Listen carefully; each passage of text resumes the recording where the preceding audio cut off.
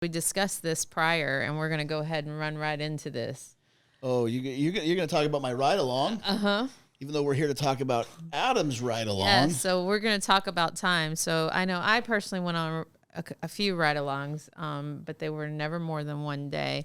How many did you go? You went on one recently? Yeah, I just went on one recently, and it was overnight. It was overnight, Yeah. and tell us, Stabler. Yes, I would love for all of our listeners to hear. So my ride along was roughly 7 days. It almost turned into 10. Who has more before time? I had to get involved. Now, before we get into Adam's, I'm going to preface this by saying this.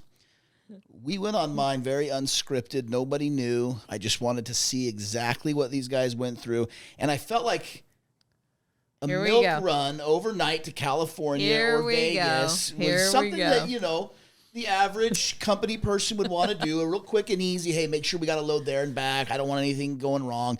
And so I figured, hey, if we're really going to get to know what our driving associates go through, we need somebody to experience it. So I did take time off, 7 days to do a ride along from Phoenix to Pensacola. And I had a notebook filled with notes, and there was some very frustrating things along the way. But let's go ahead and talk to Adam about his milk run to California. I can appreciate that though. That's a commitment to it. But for sure. Yeah.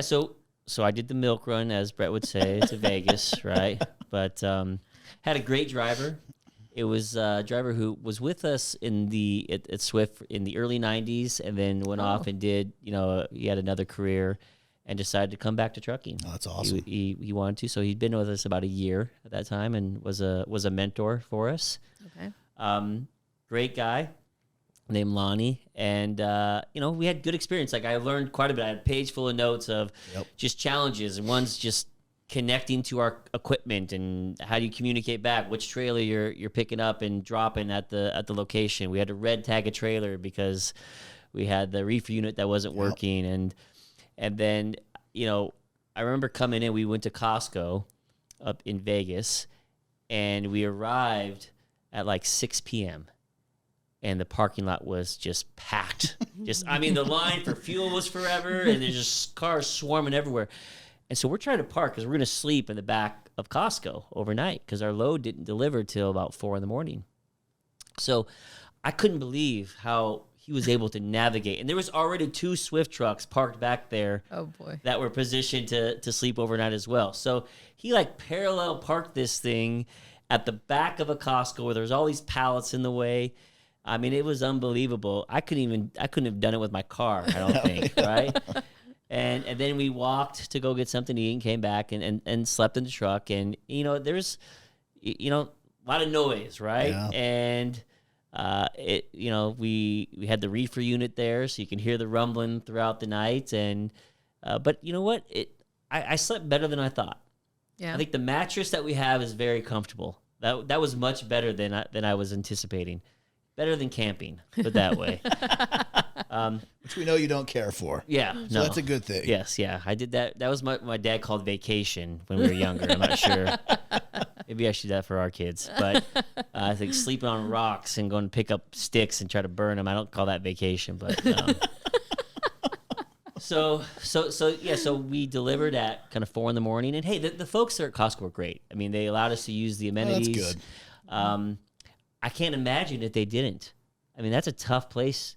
You're stuck in a parking lot. If you don't have a restroom, I don't know what you do. Where do you go? Yeah. Yeah, so that was a real issue. And I was glad they were accommodating there. And then we headed off at 4 a.m. Got something to eat at a casino along the way that allowed for truck parking, and then we showered at a truck stop as a pilot. And the showers were much better than I thought.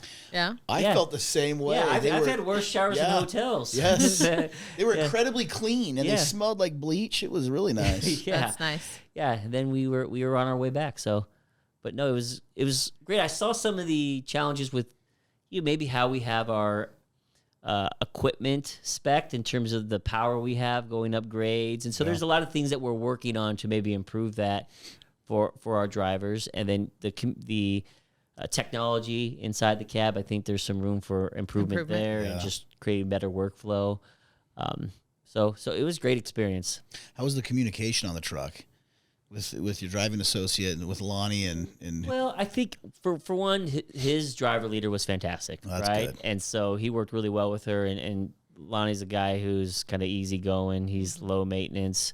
I looked at his safety score; it's like a 0. I'm like, "Are you sure? Is this thing even turned on?" And he's never has any issues. Earns every bonus every month, so he does a great job. I think we have some things to work on. I think navigation was one that there's some room to improve upon, and I know the folks that we work with on the in-cab device are working diligently on that. I think that we were making some improvements kind of every week along the way, and so I think that was maybe one of the frustration points that where they just kind of defer to using their phone if the navigation isn't as interactive or dynamic as they'd like it to be. So for sure. Thank you for watching that clip. I hope you enjoyed it. If you want to see more clips like that, please click here. Or if you'd like to check out a full episode, click here. And don't forget to subscribe to us on YouTube.